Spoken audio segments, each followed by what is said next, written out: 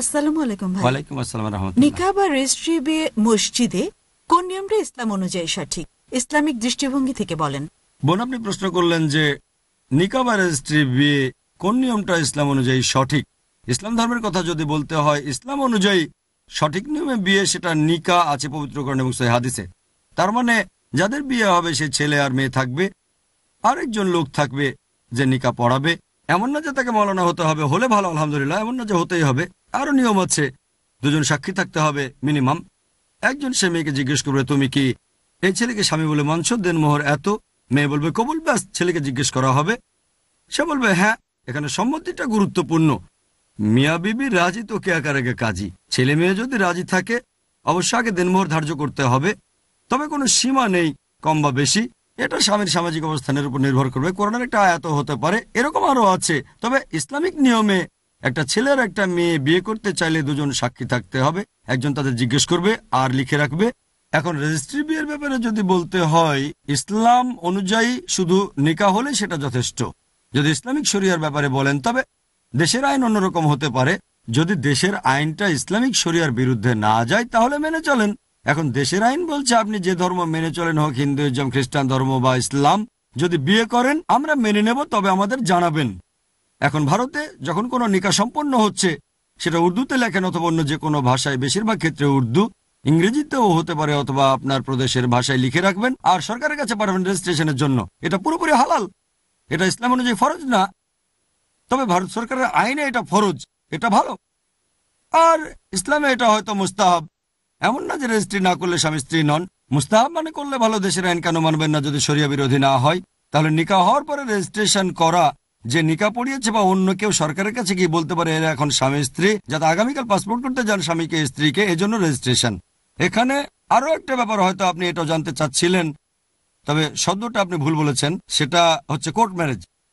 যে বিয়েটা হয় ভারত সরকারের আইন অনুযায়ী, রেজিস্টার্ড বিয়ে মানে বিয়েটা রেজিস্ট্রি করছেন, এটাতে কোনো সমস্যা নেই। তবে আরেকটা হচ্ছে কোর্ট ম্যারেজ অথবা ভারত সরকারের আইন অনুযায়ী বিয়ে। এটা কি ঠিক না ভুল, তাহলে উত্তরটা হবে আলাদা। এখানে যেটা হচ্ছে যে ভারত সরকার মেনে চলছে পার্সোনাল ল। পার্সোনাল ল মানে মুসলিমরা তাদের আইন মেনে চলবে, মুসলিম পার্সোনাল ল। হিন্দুরা মেনে চলবে হিন্দু পার্সোনাল ল, খ্রিস্টানরা মানবে তাদের পার্সোনাল ল। পার্সোনাল ল মানে যেটার সাথে সম্পর্কিত শুধু তারা, তাদের পরিবার, যদি সেটা ফৌজদারি আওতায় না পড়ে। যদি বিয়ে করতে চান আপনার ধর্মের নিয়ম অনুযায়ী বিয়ে করতে পারেন, অথবা ডিভোর্স দিতে পারেন, সম্পত্তি ভাগ করতে পারেন, এই সব কিছু আসবে পার্সোনাল লর ভেতরে। অপরাধ পড়বে ফৌজদারিতে। তাহলে পার্সোনাল ল, ভারত একটা গণতান্ত্রিক ধর্মনিরপেক্ষ দেশ, সব নাগরিককে তাদের ধর্ম পালন করার সুযোগ তারা দিয়েছে। তবে এছাড়াও রয়েছে ইন্ডিয়ান ল।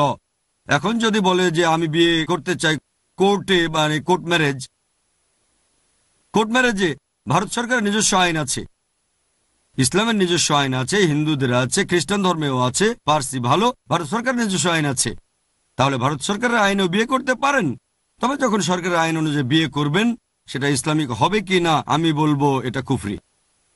অনেক সময় এরকম হয়, যদি বিয়ে করেন কোনো অমুসলিমকে অথবা এমন অমুসলিমকে যে ইসলাম গ্রহণ করেছে, হয়তো কোনো মেয়েকে বিয়ে করছেন যে খ্রিস্টান বা হিন্দু ছিল, সে তখন বলল হ্যাঁ নিকাহ করবো, তবে সিভিল ম্যারেজ আর কোর্ট ম্যারেজও করতে হবে, কোনো সমস্যা নেই, নিকাহ তো করেছি। তারপর তারা কোর্টে গিয়ে করে কোর্ট ম্যারেজ।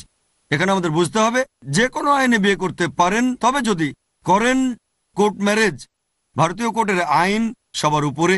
যদি কোনো সমস্যায় পড়েন তাহলে সরকারের আইন মেনে চলতে হবে, পার্সোনাল ল না। যদি কোর্ট ম্যারেজ করেন, হোক সেটা আগে বা পরে, যে কোনো নিয়ম মেনে আপনি বিয়ে করতে পারেন, তবে কোনো সমস্যা হলে মেনে চলবেন সরকারের আইন। যখন আপনি করবেন কোর্ট ম্যারেজ সরকারের বানানো আইন অনুযায়ী, এটা আমার মত, অনেকে অবশ্য বলে কোনো সমস্যা নেই, আমার মতে কুফরি। কুফরি মানে আপনি মেনে নিচ্ছেন যে ভারত সরকারের আইন আল্লাহ সুবহানাহু ওয়া তাআলার আইনের চেয়ে ভালো। কিছু আইন হয়তো একই, কিন্তু যদি আলাদা হয়, যেমন ধরেন সম্পত্তি ভাগ হবে ভারত সরকারের আইন, পবিত্র কোরআনের আইনে না। ডিভোর্স দেবেন ভারত সরকারের আইনে, কোরআনের আইনে না। সাধারণত এরকম তখনই হয় যখন দেখা যায় যে বিয়ে হচ্ছে মুসলিমের সাথে অমুসলিমের, বা আলাদা ধর্মের দুজন বিয়ে করছে, অথবা কেউ ইসলাম গ্রহণ করেছে। আমার মতে এটা কুফরি। এটা করলে মেনে নিচ্ছেন যে দেশের আইন আল্লাহ তাআলার আইনের চেয়ে ভালো।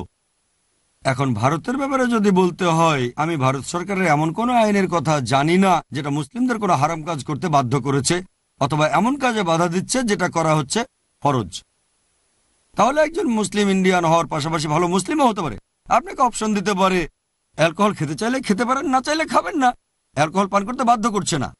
যদি অ্যালকোহল পানে বাধ্য করা হয় তাহলে সে দেশের আইন আমাদের আইনের বিরুদ্ধে সরাসরি।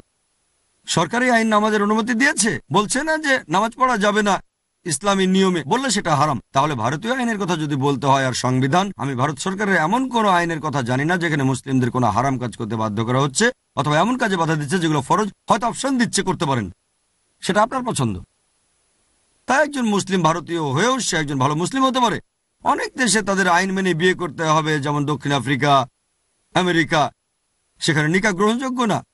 তাই অনেকের নিকাহ করে কিন্তু রেজিস্ট্রি করে না, কর্তৃপক্ষকে জানে না, গুরুত্ব দেয় কম।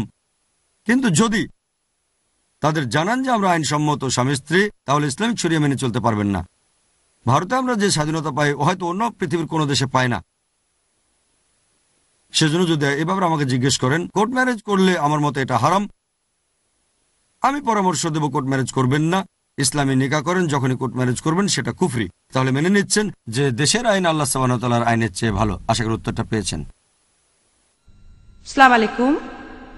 যদি একজন মুসলমান কোনো অমুসলিমের বাসায় থাকে, সে যদি তখন নামাজ আদায় করতে চায়, সেই অমুসলিমের বাসায় কি নামাজ পড়া যাবে?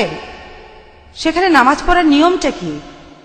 আর মুসলমানরা মন্দির থেকে প্রসাদ নিতে পারবে কিনা সেটা বলবেন কি? বোন, আপনি দুটো প্রশ্ন করেছেন। প্রথমটা হলো কোনো অমুসলিমের ঘরে একজন মুসলিম নামাজ পড়তে পারবে কিনা।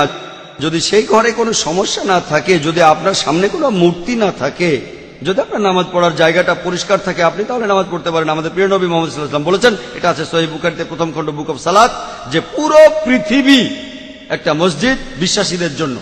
যদি জায়গাটা পরিষ্কার থাকে আর ইসলামের কোনো নিয়ম ভাঙা না হয়, আপনি নামাজ পড়তে পারেন। এবারে প্রসাদের ব্যাপারে বলি। প্রসাদ হলো খাবার যেটা পুজোর সময় হিন্দু ধর্মের লোকেরা উৎসর্গ করে তাদের দেবতাদের নামে। আল্লাহ পবিত্র কোরআনে সব মিলিয়ে 4টা আয়াতে বলেছেন। সূরা বাকারার 173 নম্বর আয়াতে আছে, সূরা মাইদার 3 নম্বর আয়াতে উল্লেখ আছে, সূরা আনামের 145 নম্বর আয়াতে আছে, আর সূরা নাহলের 115 নম্বর আয়াতে উল্লেখ আছে, হুররিমাত আলাইকুমুল মাইতাতু ওয়াদ-দামু ওয়া লাহমুল খিনজির ওয়া মা উহিল্লা লিগাইরিল্লাহ বি। তোমাদের জন্য যে খাদ্যগুলো হারাম, মৃত জন্তু, রক্ত, শূকরের মাংস এবং যেটা জবাই করার সময় আল্লাহ ছাড়া অন্য কারো নাম নেওয়া হয়। তাহলে প্রসাদ খাওয়াটা হারাম। প্রসাদ খাওয়ার অনুমতি নেই ইসলামে। তবে অনেক মুসলমান আছেন যারা কষ্ট দিতে চান না, তাদের অমুসলিম বন্ধুদের কষ্ট দিতে চান না তাই তারা কি করেন, কিছু মুসলমান বিসমিল্লাহ বলে খেয়ে ফেলেন। পরের দিন বিসমিল্লাহ বলে মদ খাবেন, বিসমিল্লাহ বলে শুকর খাবেন। যে খাবারে আল্লাহ ছাড়া অন্য দেবতার নাম নেওয়া হয়েছে সেটা ইসলামে হারাম। এখানে আপনি কি করবেন, আমার ভিডিও ক্যাসেট দেখতে পারেন, দাওয়া অর ডিস্ট্রাকশন। সেখানে দেখবেন কিভাবে অমুসলিমদের বোঝাবেন প্রসাদ খাওয়ার ব্যাপারে, আর কিভাবে তাদের ধর্মগ্রন্থ দিয়েই তাদেরকে বোঝাতে পারবেন। আশা করি উত্তরটা পেয়েছেন।